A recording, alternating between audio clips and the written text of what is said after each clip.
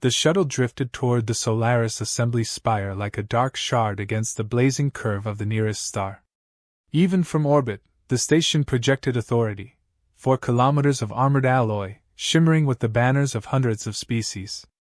Commander Elias Ward watched it grow larger through the viewport, arms folded, jaws set. "Never gets less dramatic," Lieutenant Mara Hayes muttered beside him. Elias didn't look away from the structure. "It's designed to intimidate. Let it try." The humans were not intimidated. The docking clamps latched on with a metallic rumble. As the hatch hissed open, a wash of cool, sterile air greeted them. Elias stepped out first, eyes scanning the corridor for anything out of place. Clean lines. Polished floors. Embedded hologlyphs. Familiar, though today something felt, shifted. Hayes noticed his pause. "Something wrong?" "Not yet," he said. "But keep your eyes open." They moved through the arrival hall, wide, luminous, and buzzing with activity. Delegates of every form passed by, crystalline Oryxy humming as they floated, towering Varkan warriors in deep blue armor, and the elegant Zephyrian diplomats whose translucent skin glowed faintly.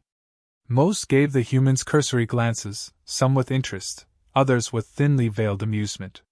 Humans were new. Humans were strange. Humans were unpredictable. And today, humans were the only species under direct scrutiny by the Concorde. The central chamber doors opened as if responding to the collective anticipation inside. The assembly hall stretched like an inverted amphitheater, seats fanning downward toward the main podium in the center. Front rows were considered positions of status. Middle rows were for the undecided. Back rows were traditionally empty or assigned to observers. Humanity always sat there. Every session. Every meeting. And no one understood why. As the human delegation entered, whispers fluttered through the air. "They're heading to the back again. Do they enjoy being irrelevant? Or is it fear? They hide well." Elias heard every word but gave no reaction. Instead, he walked the narrow path up the steep incline, boots clicking softly. Hayes and the rest followed, disciplined, silent, precise. At the topmost row, he stopped. "This is it," he said quietly. Hayes took her seat. "As always." From the front of the hall, a deep rumble resonated, heavy footsteps. Archon Zealer of the Varkan Dominion approached the central podium. His armor clanked like thunder, and his eyes, golden and sharp, tracked the humans with a predator's focus. "Commander Ward," Zealer called across the chamber. His voice carried effortlessly. "Your people continue to choose obscurity. A strange preference for a species demanding to be taken seriously." Elias met his gaze. "We prefer a clear view. Nothing more." Zealer's mandibles flexed with amusement. "So you say." The Archon turned away, but Elias caught the briefest flicker of something in his posture, expectation. Like he was waiting for something to fall neatly into place. Elias sat, settling into the last row. The vantage point was perfect, all exits visible, crowd movements clear, structural supports accessible, and every delegate in easy sight. He scanned the hall once more, eyes tracing subtle details that didn't match the blueprint he'd memorized. A vent panel lower than the others. A wall seam recently welded. A sensor node with its indicator light disabled. Hayes leaned over. "You're seeing things again, aren't you?" "Not seeing things," he murmured. "Seeing patterns."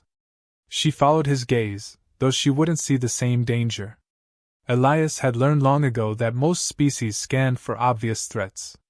Humans scanned for the quiet ones. The ones hidden under polite symmetry.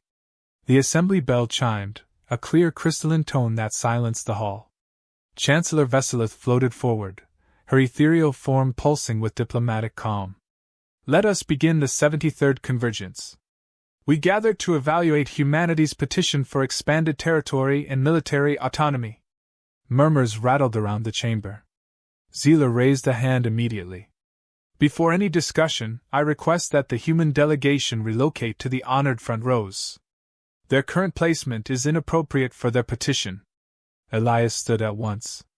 "We decline?" Soft gasps rippled through the room. Sealer tilted his head, feigning confusion. Decline? Commander, this chamber is structured by tradition. Those who seek influence occupy the forward seats. Elias replied evenly. We see better from here. We think better from here. And we are comfortable here. Sealer's voice deepened. Comfort is irrelevant. Respect, however. Respect is earned by action, Elias said, cutting in. Not by placement. A few delegates exchanged surprised glances.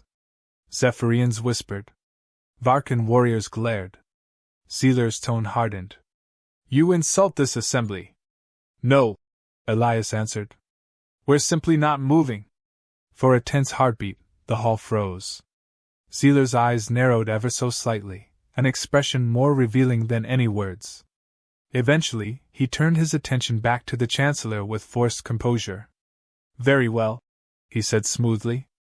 Let their backward habits remain. Elias sat again, noting the Archon's subtle tightening of his gauntlets. Sealer had expected them to move.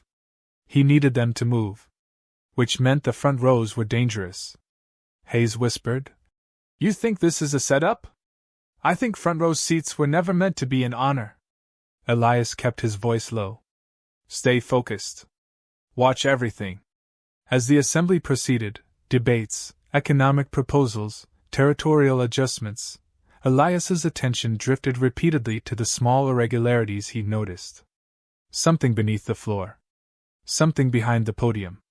Something just out of sight. A brief flicker of lights drew his attention upward. Only humans flinched. Everyone else ignored it.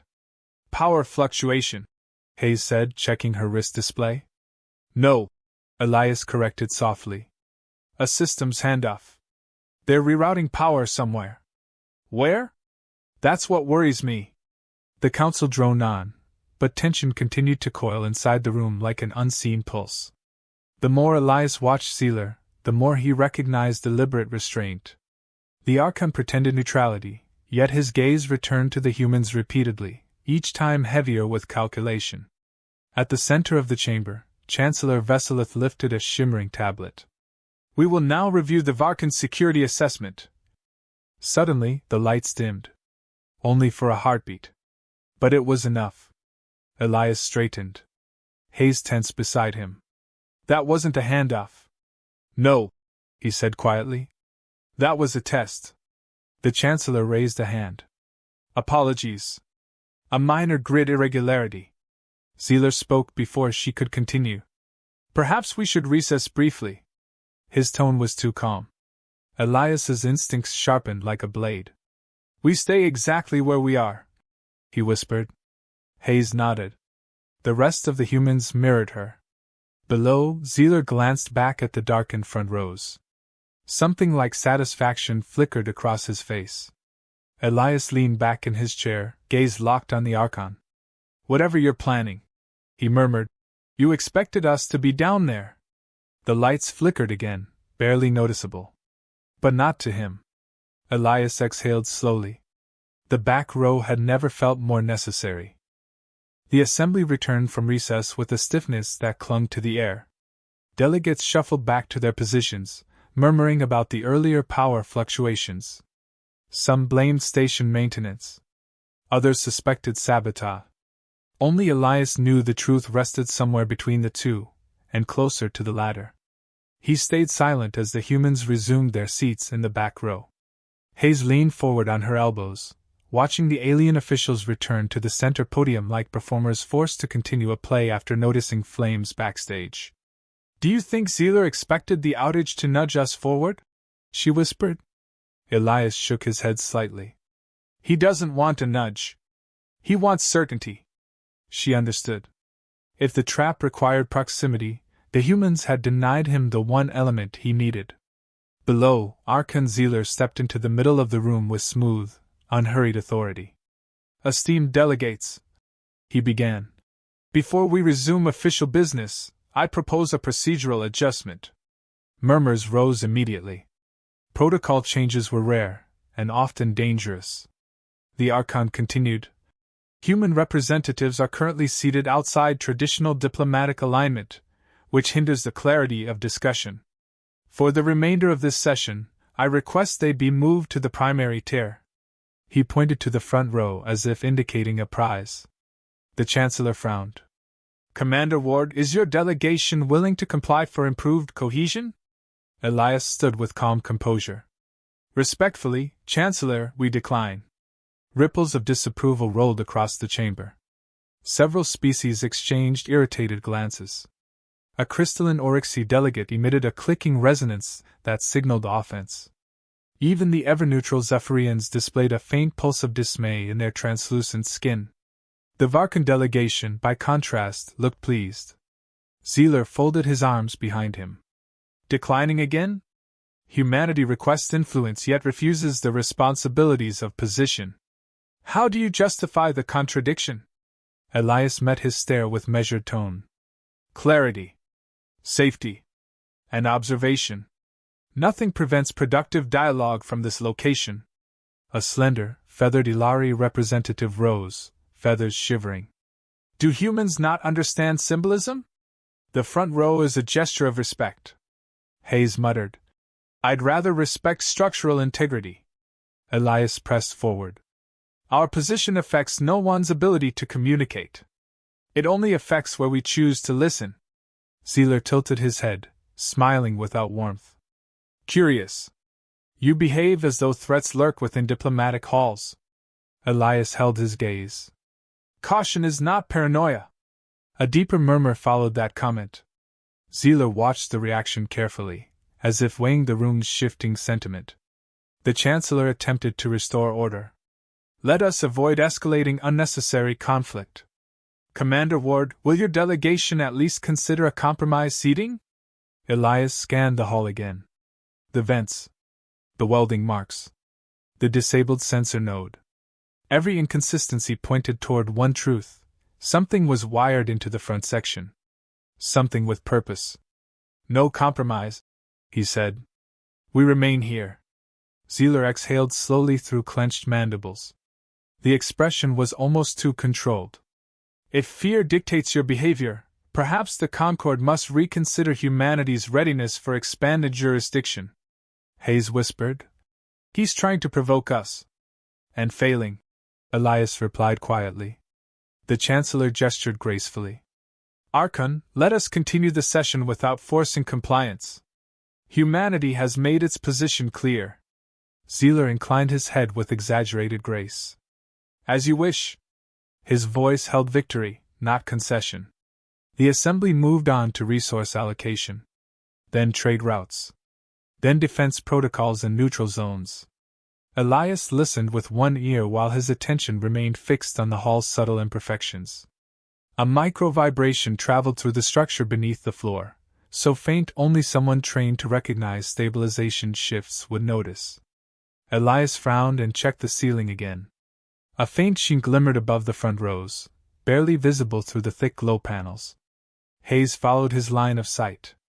What do you see? Energy redistribution, he said. Localized. Directional. Toward us? No. Toward the podium. And the front? She stiffened. So something is wired into the stage. And into the first 3 rows, Elias said. As he spoke, the lights flickered once more, just a tiny pulse, but long enough for Elias to catch a subtle reflection beneath the podium, like metal shifting. Zealer pretended not to notice. The Chancellor continued the agenda. We now move to the presentation of the Varkan Security Evaluation of Emerging Threats. Zealer approached the podium and activated a projection. A holographic map expanded above him, displaying territories, threat vectors, and militarized sectors. His tone was smooth, meticulous, polished from centuries of leadership. The galaxy faces increased instability, he said, and thus requires stronger, more decisive action. Hayes leaned closer to Elias. He's building justification. Yes, Elias murmured. For something. The projection shifted to highlight Earth. Subtle. Almost innocuous. But intentional. A Zephyrian delegate raised a hand. Archon Zealer, the security analysis includes Earth on a list of potential destabilizing entities. Why is humanity included? Sealer clasped his hands behind him. Simply precaution. Their rapid expansion warrants evaluation. Elias rose.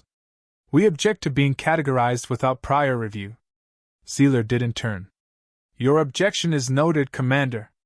Elias stepped down one level of stairs. Noted and dismissed? Not dismissed, Sealer said. Simply set aside. The tension in the room spiked. Elias returned to his seat, forced calm masking growing certainty. The Archon wasn't just maneuvering politically, he was preparing a synchronized move involving the room's infrastructure. Another pulse rippled through the station's power rails. This one stronger. The Chancellor paused mid-sentence. Station control, please confirm stability. A voice crackled faintly through the intercom. Minor fluctuations detected. Adjusting. No immediate danger. Sealer's eyes glinted. Elias leaned in toward Hayes. He's testing how far he can strain the grid without triggering alarms. Why risk notice? She asked. Because the final event won't look like an accident. Down below, a Varkan aide approached Sealer, whispering something. The Archon's mandibles twitched in irritation. His eyes snapped toward the human delegation. He needed them in the front. That much was certain. Hayes asked quietly. Should we warn other delegations? Not yet, Elias said. We warn them too early, we expose what we know. And he adapts. The session pressed onward, though many delegates now eyed the failing lights with growing unease. The Chancellor attempted to calm fears with diplomatic reassurances, but everyone sensed the tension crawling beneath the chamber's formalities. As another vote approached, Sealer made one last attempt. He turned toward the humans. Commander Ward, for clarity, and for the dignity of your request, I strongly urge your relocation to the forward tier. Elias stood, voice steady. Declined. You risk disrespecting this council. No, Elias said. We risk nothing. We stay. Sealer's golden eyes chilled. Then so be it. The Chancellor lifted her hands. Proceed to the vote. A final flicker swept the chamber, this one unmistakably unnatural. Hayes gripped her armrest. That was a system surge. Elias didn't blink. He's ready. At the podium, Sealer's hand slipped casually toward the control embedded in his gauntlet. A gesture concealed by ceremony. A movement no untrained eye would question. Elias saw it anyway. He exhaled in a whisper meant only for his team. Stay alert. Something happens soon. He watched Sealer with unwavering focus. The Archon didn't smile this time. He simply waited. The chamber settled into an uneasy quiet as delegates prepared to cast their votes. Light from the central projector washed over the curved walls, leaving the front rows glowing beneath it like a stage primed for revelation. Elias barely noticed the voting prompts. His eyes stayed locked on Archon Sealer's hand, still resting near the embedded control pad in his gauntlet. Hayes shifted beside him. He's waiting for something. He's waiting for everyone to look forward, Elias replied. Eyes front. Heads lowered. Perfect angle. The Chancellor raised the illuminated transcript. Delegates, when your seat indicator lights cast your. Sealer pressed his gauntlet. The lights snapped off. A sharp metallic slam rolled through the chamber, as the front row restraints dropped from the benches like jaws locking shut. Delegates barely had time to gasp. Then the floor beneath the first three rows ignited in a blinding vertical blast. It happened so fast that sound lagged behind the light, white plasma erupting like a rising wall, swallowing several diplomats instantly. Screams ricocheted around the domed ceiling. Shields crackled, collapsing under the sudden surge. The polished floor scorched black. Hayes jerked up in horror. My God! Stay down, Elias ordered. His voice remained steady, but his pulse hammered. The humans in the back row rose in synchronized movement, instinctive, disciplined. They weren't reacting to panic. They were reacting to training. Elias snapped a command. Activate personal shields. Soft hums rippled through the delegation as translucent barriers shimmered to life around each human. The other species, unprepared, scattered in confusion. The plasma column narrowed, shifting direction toward the center podium. Static rippled across the air as energy built for a second phase. Zealer's voice boomed through the chaos, deceptively calm. Security breach! The front rows are compromised. Elias didn't hesitate. He's lying! He shouted across the hall. He triggered it! Several delegates twisted toward him, stunned, not sure what to believe, but certain that only humans were untouched. Zealer pointed accusingly. Look at them!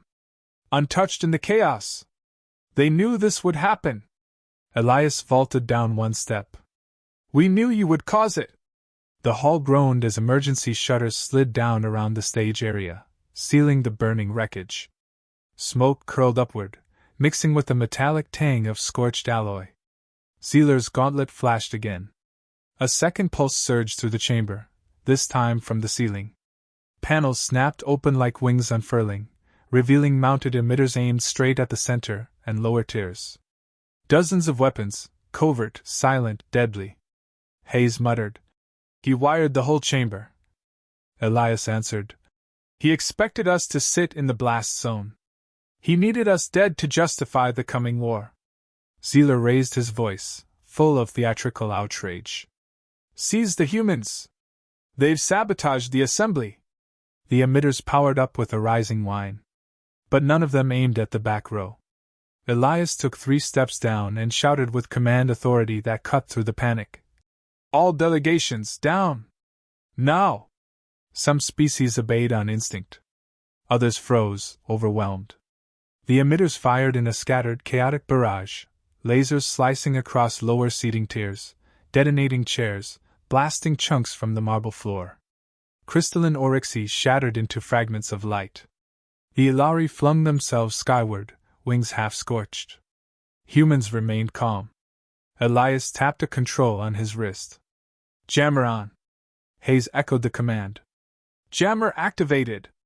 A deep vibration ran through the air as the human suppression devices flared. The overhead emitters sputtered, their beams stuttering, then collapsing into harmless sparks.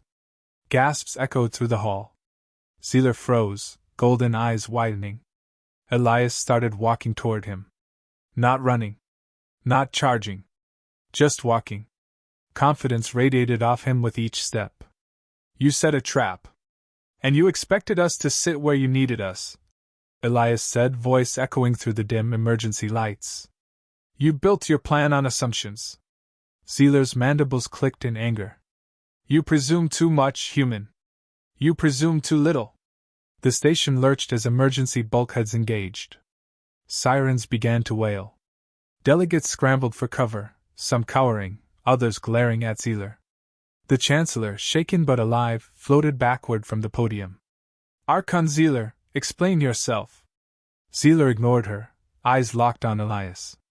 His voice dropped to a snarl. Humans are an unstable species. Dangerous. Rapidly expanding. You had to be neutralized. Elias stepped closer. You could have debated us. Negotiated. Instead, you tried to wipe us out in front of the galaxy. That was my negotiation. Zealer spat. Elias didn't flinch. And this is my answer. He tapped his wrist again. Human uniform plating shifted, revealing compact defense systems, shield amplifiers, counter-frequency disruptors, kinetic dispersers. Not weapons. Defensive tech disguised as diplomatic attire. The other species stared, stunned. The humans hadn't smuggled weapons. They'd simply prepared for an environment where unpredictable species could kill them without warning. Zealer's eyes narrowed. You fear us. Even in peace. Elias shook his head. We don't fear you. We recognize vulnerability. We plan around it. He looked at the charred front rows. Because danger always comes from the direction everyone else assumes is safe. Another surge shook the station. Overhead emitters convulsed, desperate to regain power. Smoke seeped from the ceiling vents as some fried themselves trying to reroute energy. Zealer's gauntlet flickered, overloaded. Your systems are failing, Elias said. You rerouted too much power too fast. You overplayed your hand. The Archon growled. I will finish this myself. He lunged. Elias stepped aside with calculated precision. Sealer's clawed strike slashed through empty air. The Archon spun with surprising speed, swinging again, but Elias met the attack with a palm strike against Sealer's wrist. The impact jarred the gauntlet, sending sparks bursting from its core. Hayes shouted from the back. Commander! I'm fine, Elias said without looking back. Sealer roared, raising a massive arm, but before he could strike again, 3 humans from the delegation moved down the aisle in a smooth, practiced formation. Their shields overlapped in a triangular arc, forcing Sealer to back up. The Archon spat in fury. You hide. You cling to caution like a shield. Elias advanced again. Caution isn't cowardice. It's survival. And this, Sealer gestured broadly at the ruined chamber, is why your species must be eliminated. But you miscalculated, Elias said plainly. You assumed we behave like you. The ceiling installations finally gave out, exploding in a cascade of sparks. The emergency lights brightened, revealing the devastation below: bodies, shattered seats, smoke drifting across scorched steel. Sealer looked around in disbelief. His trap had failed. And everyone knew why. Humans were still alive. Elias spoke clearly so the entire assembly could hear. We sit in the back because we've learned one truth across every war, every conflict, every negotiation: power doesn't come from where you stand. It comes from what you can see. He pointed toward the smoldering front rows. And we saw this long before you lit the fuse. The chamber fell silent. Even through destruction, the message cut through the smoke like a blade. Sealer snarled, chest heaving. You have no idea what you've unleashed, Elias replied. Neither do you. For a long moment, the universe felt impossibly quiet. Alarin balanced at the edge of an observation balcony above the core hall, staring down at the chamber where thousands of delegates waited in breathless silence. Moments ago, the Kothar armada had burst from FTL like a dark tide, surrounding the station with enough firepower to tear the council apart. Fear still clung to the air like static. But now, every pair of eyes was fixed on one figure standing alone in the center of the hall. Captain Mira Holt. Her armor was scorched from the reactor tunnels. Her knuckles were raw. Burn marks lined her sleeves where she had shoved her arms into live conduits to restart the cooling grid. Even now, she looked more annoyed than afraid.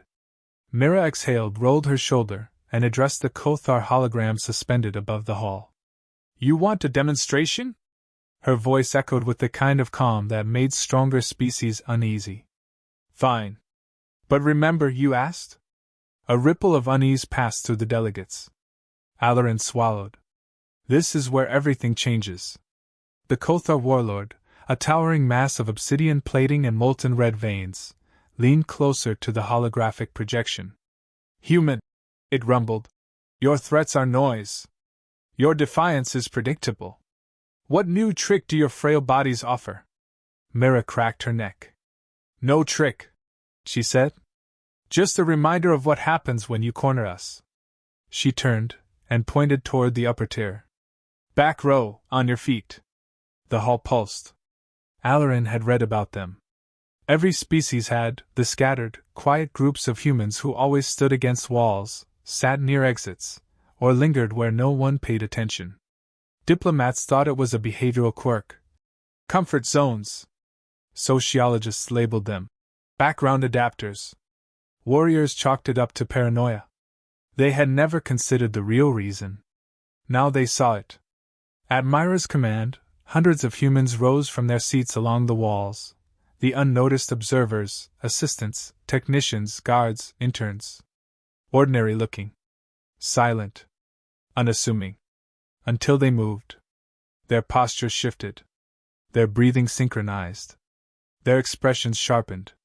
A single heartbeat later, the entire back row aligned with the precision of a strike team. Gasps rippled through the chamber. Mira didn't raise her voice. Let them see.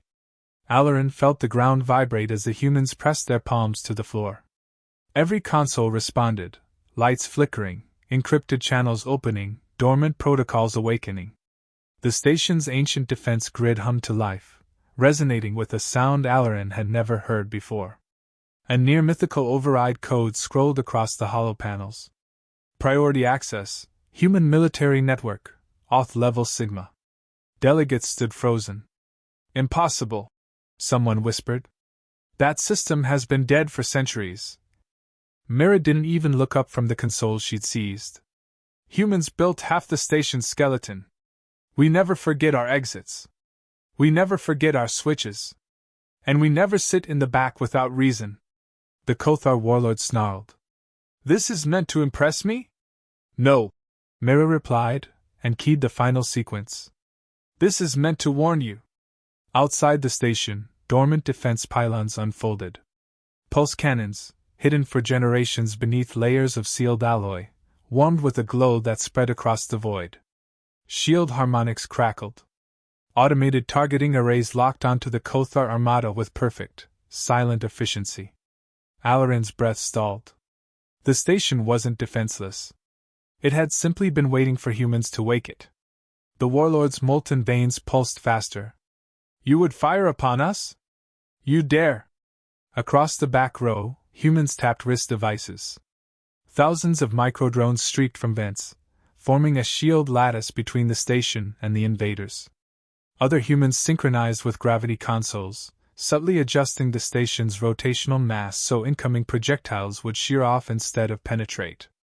Mira lifted her chin. We dare survive. A pause stretched, heavy and electric.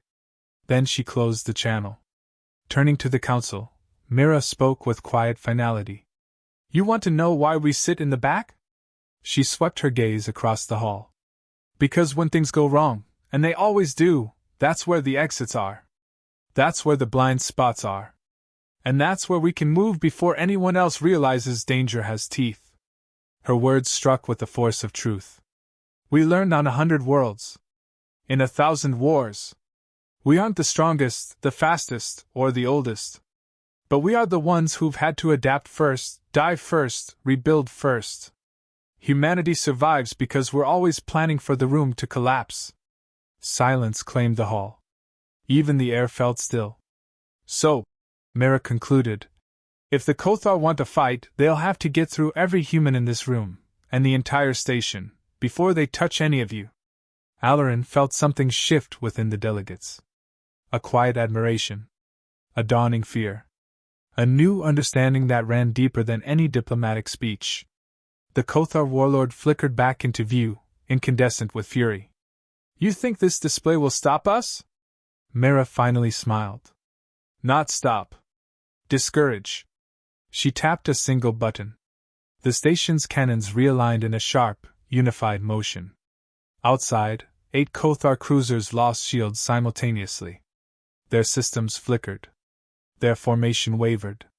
Mira crossed her arms. Your fleet just discovered something interesting about human code. We built redundancies you never mapped. The warlord froze. You compromised. Your warships? Mira shrugged. Back row habit. We look where no one else bothers to. What followed was not a surrender. It was a retreat done in total silence. The Kothar armada vanished into FTL, leaving nothing but ripples of distorted starlight behind them. The hall erupted, not with cheers, but with stunned disbelief. Mira let out a tired breath. Somebody please get me coffee. Or a medical team. Preferably both. Alarin approached her, feeling the weight of history settling around them. You realize, he said softly, no species will ever see humans the same way again. Mira wiped soot from her cheek. I'm not trying to change how they see us. Just trying to keep them alive. And the back row? Alarin asked. Will it always be like that? Mira glanced around at the humans who were already calming consoles, resetting defenses, and quietly returning to their posts as if nothing extraordinary had happened. That's not a habit, she said. That's survival instinct. And we've had a lot of practice. She started toward the exit, limping slightly. Alarin fell into step beside her. Where are you going now? Back row. Mira replied. Best view in the house. For the first time since the Kothar arrived, Alarin laughed. He understood now. Everyone did. The galaxy's mightiest species finally learned why humans chose the back row. And none of them would ever forget it.